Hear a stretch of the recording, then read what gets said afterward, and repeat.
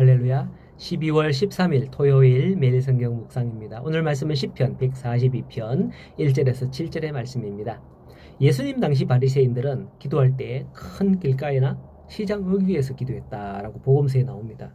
그때 예수님께서 가르쳐 주시기를 내 기도의 골방에 들어가서 엄밀한 중에 보시는 하나님께 기도하라라고 가르쳐 주셨죠. 여러분들은 그런 기도의 골방들을 체험해 보신 적이 있으실까요? 저는 사실 신학교 들어갈 때까지 방언 기도를 못했어요. 그런데 신학교 들어갔는데 매일 저녁에 앞에 여기 교회 가서 학생들이 기도하는 거예요. 그래서 저도 따라가 봤는데 몇 번 가다 못 갔어요. 왜냐하면 기도하는데 여러분들이 아는 그런 일반적인 방언 기도가 아니에요. 마치 뭐 히브리어, 아람어, 영어 뭐 이런 종류 같은 그런 발음으로 막 들리는 그런 방언으로 기도를 하는데 제가 눈이 동그래요. 깜짝 놀랐어요. 어떻게 방언이 이렇지? 예. 청년 때까지는 교회 권사님들이 하는 방언 기도를 들었고 또 뭐 그렇게 하려고 해봤는데 안 됐어요. 룰랄라 이렇게 하면서 뭐 어쩌고저쩌고 그렇게 기도하는 걸 들었습니다. 그런데 그때 신학교의 학생들이 기도하는 이거는 진짜 뭐 외국어인가? 진짜 이게 방언 맞나? 그렇게 생각이 되었었습니다. 그러던 중 같이 학교를 다니던 동기들이 있었는데요. 우리가 산기도 한번 가자. 산기도 매주 한 번씩 이렇게 가자. 이렇게 해서 마음을 모았습니다. 그래서 대구 팔공산 자락에 있는 어느 기도원을 갔는데요. 그 기도원 안에 들어간 게 아니라 계곡에 돌로 이렇게 쌓여진 계곡에 자리 잡고 기도를 했어요. 그렇게 몇 차례 기도하러 갔는데 거기서 방언 기도를 받게 되었어요. 근데 제 방언 기도가 히브리어 같고 아람어 같은 그런 기도의 말이 나오는 거예요. 이런 방언 기도가 있네? 하고 저도 깜짝 놀랐거든요.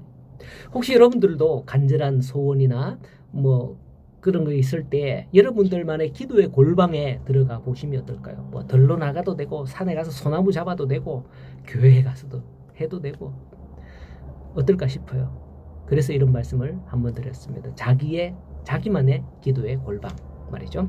자, 오늘 보니 다윗이 여호와께 또 부르짖으며 소리내어 여호와께 내 원통함을 토로하며 내 우환을 그의 앞에 진술한다. 1절과 2절에 나오죠. 오늘 시편도 어제와 마찬가지로 아둘람 굴에 있을 때 기도하던 그 시편의 내용이에요. 내용을 보니까 아마도 이때는 생각되어지는 게 아직 사울을 굴에서 만나지 않은 것 같아요. 어제 시편하고 시간상 조금 뒤바뀐 것 같습니다. 다윗은 사울을 피해서 굴 속에 숨어 있었고 그때 기도를 하던 중 썼던 시 중에 하나도 그렇게 보여집니다. 바로 그 굴 속에서 다윗의 기도처가 된 거죠. 여러분 굴에서 소리를 내면 어떤가요? 막 울리잖아요. 그죠? 막 울리죠. 우리 선배들은 산기도를 많이 갔는데 산기도를 많이 가는 이유 중에 하나가 조용해서도 그렇지만은 산에서 어떻습니까? 메아리가 쳐잖아요. 산에서 기도하는 소리가 울려서 굉장히 장엄합니다. 거기에 많은 사람들이 함께 기도한다면 그거 막 웅장하게 막 울리거든요. 특히 밤에 조용한데 그죠? 여기저기서 기도 소리가 막 울려나 봐요. 그러면 이게 마음이 어떻다 그럴까 뭉클하고 막 되게 그래요. 예. 마치 봄에 논에 막 개구리가 여기저기서 개굴개굴 하면 사방천지가 막 개구리 판이듯이 그렇게 들리지 않습니까? 예. 굴에서는 소리도 막 울리고 안쪽에 다른 사람이 없다면 외부로 나가지도 않아서 누가 들을 염려도 없지 않을까. 다윗이 기도할 때 굴 속에서 그런 생각이 듭니다. 기도하기 딱 좋은 곳이죠. 하지만 생각해 보십시오. 굴로 피해서 생활도 하고 있는 거예요. 굴이라는 것은 인생의 가장 비참한 고통스러운 터널 아닙니까? 그죠? 이런 말을 하잖아요. 우리는 언젠가는 이 터널의 끝이 온다.